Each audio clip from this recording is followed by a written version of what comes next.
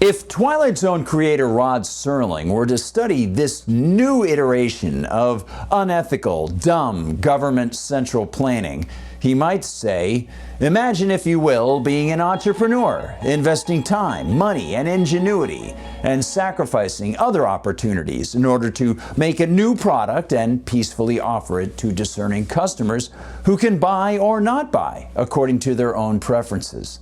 Then imagine politicians forcibly taking people's tax money in order to pay customers to buy what the politicians prefer.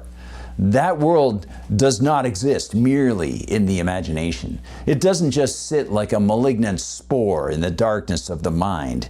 It's real, and it's found in New York State, better known as the Hochul Zone.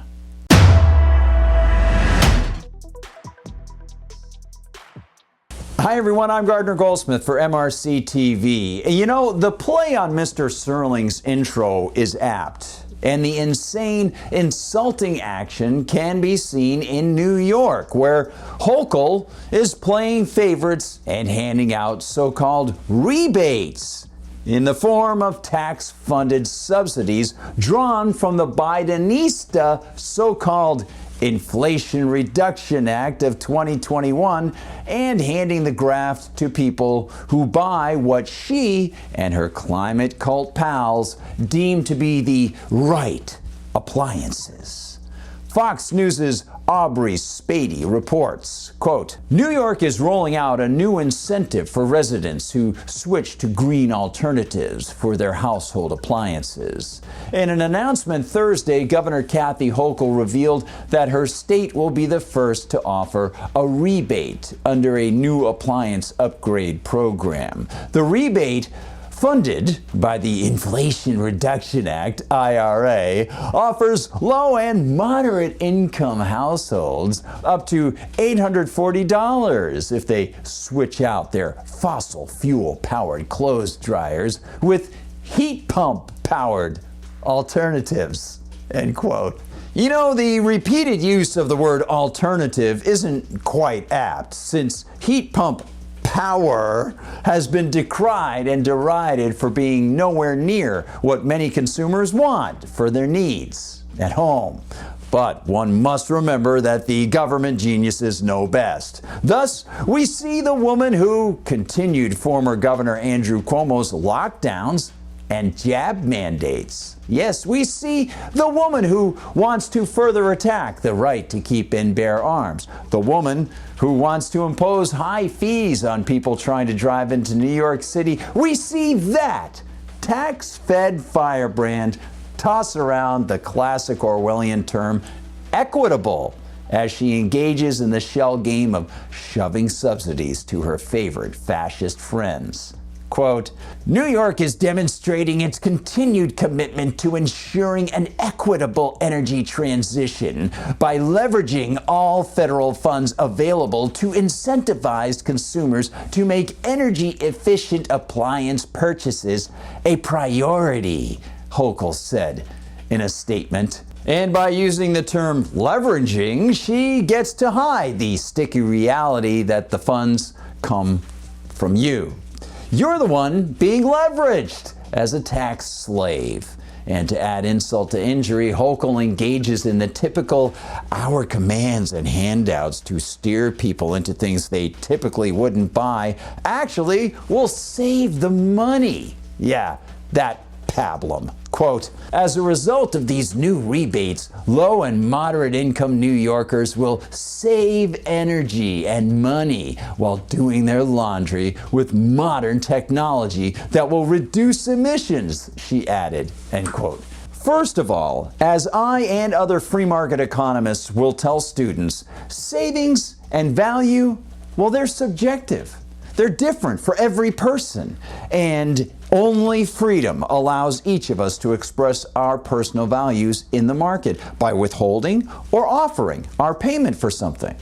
The world doesn't see any form of valuation or even any expression of personal preferences regarding what Hochul gleefully calls modern technology versus old technology unless People are allowed the freedom to buy or not buy themselves without coercion.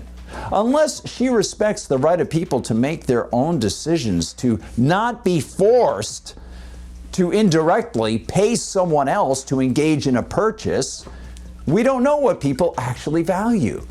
Politicians use their flowery "we're saving you money" and their flowery modern technology rhetoric to hide their favoritism and central planning.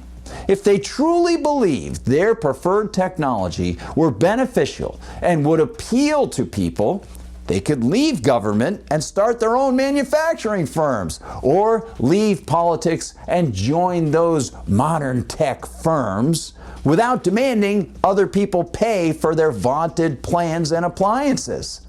But of course, their actions and rhetoric, well, they tell us that they don't care what we prefer, that they don't care whether we might like the existing tech we already have, and we might not need their so-called new ideas.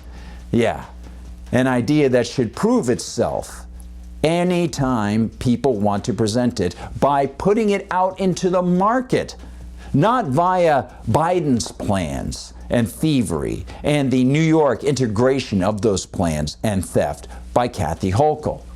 And this is all part of a larger plan to see the government manipulate what goes into people's homes. Quote, officials announced in May 2023 that beginning in 2026, New York will prohibit gas stoves and heating systems for new construction of building 7 stories or fewer, according to reports. End quote. Yes, this new appliance subsidy is part of the big war. It's another battle in which the federal and New York governments and many more are engaging against freedom. Quote, I think it's ridiculous, and I think the danger is that it almost seems comedic, and so people can take it, maybe not as seriously as they should, New York Senate Minority Leader Rob Ortt told Fox News Digital in an interview before the ban. It's going to increase people's utility rates in the state of New York. It's going to decrease energy reliability in the state of New York, and it will do nothing to fight climate change, end quote. Ah, yes. The bogeyman of climate change. If only all of this other political action were fiction. If only it were a parable, like so many Twilight Zone tales were.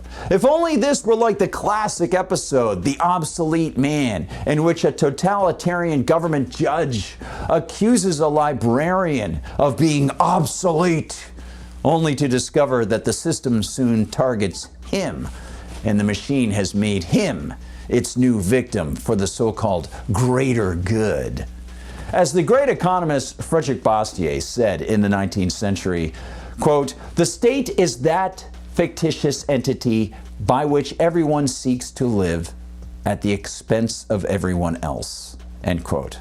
Well, this move by Hochul and fueled by the feds and our tax money is a perfect example of that truism. Thanks for watching, everybody. Please like and subscribe. Find us on YouTube where they do censor us. Find us. Double check that you're subscribed there, by the way, if you have subscribed. Sometimes strange things happen there. You can also find us on Rumble, where strange things don't seem to happen there. Rumble doesn't censor people. Follow us there. Spread the videos far and wide if you can. And please find us all the time at mrctv.org. mrctv.org.